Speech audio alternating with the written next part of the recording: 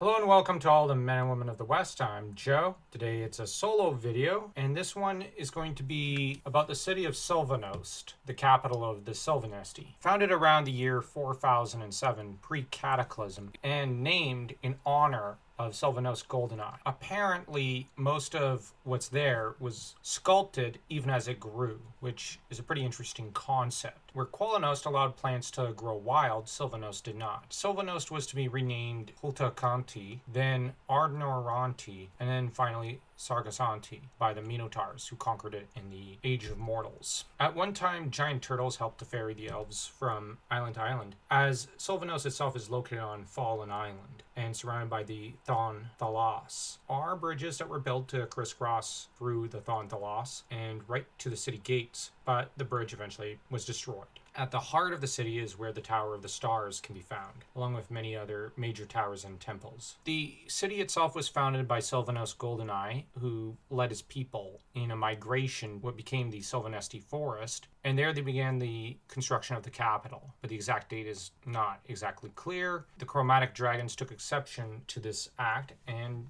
thus began the First Dragon War. The war broke out in 3900 pre-Cataclysm. Chromentia, along with her chromatic siblings, Ogre and Bacaliala, laid waste to the Elvish settlement. What happened was that the first version of the city was laid to ruin until sometime around 3550 pre-Cataclysm, when Chromatia's forces were defeated. The Second Dragon War took place from 2692 pre-Cataclysm to 2645 pre-Cataclysm. Silvanost was the base of operations of the Elven army. 3 elven mages, Fael, Padron, and Paris Dale, and Cain Wisnall, shielding the city from harm. And for years, the city sat under the magical force field of sorts. This girdle, I guess you could say, which is obviously inspired by the Girdle of Melian from Tolkien's Legendarium, which is a pretty nice nod. The elves, though, planned from the Tower of the Sun, or the Tower of Magic, and eventually they decided to release magic from deep within Krynn. This led to the destruction of the Silvanesti lands and all of Chromatia's forces. And thus the elves were forced to rebuild their city yet again. It was during the Kinslayer War, though, that Silvanost was host to armies just before they were sent west. There were many refugees that fled there, but only pure elves were allowed into the city. All humans and half-elves were refused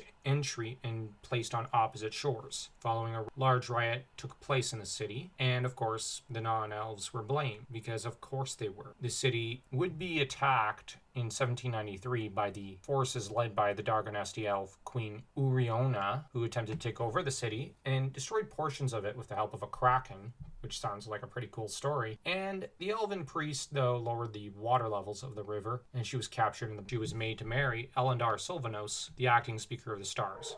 The elves had no part in this Third Dragon War and stayed out of it entirely. Throughout the war, they ended up completely isolating themselves so that they were cut off from events that happened outside their shores. Eventually, the Ishtar was on the rise and proceeded to blockade Silvanost in 673 pre-Cataclysm, with the elves fighting back, and in 630 pre-Cataclysm forced the Istarans to sign the Sword Sheaf Scroll. Silvanost flourished during this time and sent some of their best elf maidens to sing at the Great Temple. One can only imagine how humiliated these elves must have felt, especially as the Istarans, oftentimes, they were prone to misbehaving themselves. Though it is possible, given that this is the rising period of Istar, they behaved themselves with a little decorum, in marked contrast to the king priest's court. Silvanost, though, was to remain untouched by the cataclysm that rocked Krynn, even as the world outside the city and the forest was rocked to its very foundations. The elves withdrew into their forest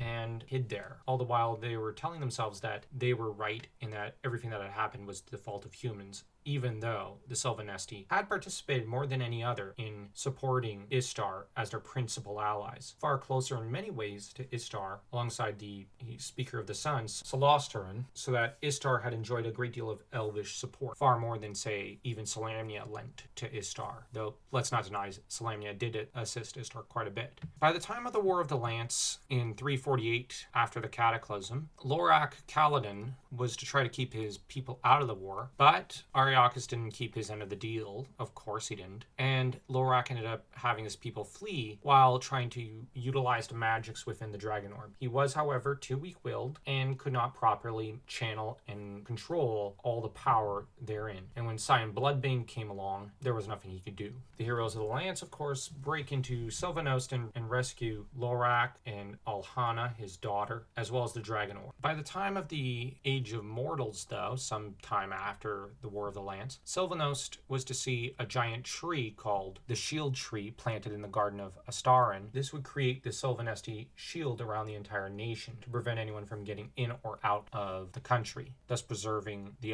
Silvanesti way of life. This tree, though, was not planted by any elf, though, and was in fact planted by Cyan Bloodbane, who created the tree, and the Shield Tree was said to have fed off the life of the forest and of the elves of the nation, so that nearly half of Silvanost's population perished during the Age of Mortals, wasting them away to nothing. The tree would stand until Mina would show up, and upon arrival, Mina would destroy the tree, which allowed her entry into Silvanesti and, most importantly, Silvanost, which fell to the Dark Knights, with Mina leaving behind Doga in command of the city. And he tried his best to hold the city until reinforcements arrived, but almost his entire army would end up decimated. What followed next during the War of Souls was that the Minotaur Empire would decide to seize their chance and strike at Silvanesti. Sailing up the Thon Thalas, they quickly occupied Silvanost, driving out the Dark Knights, and when Ardnor de Droka became emperor, he was to rename the city. It would be renamed several more times until the Minotaurs were satisfied, so that in the end, Silvanost, once a city of beauty and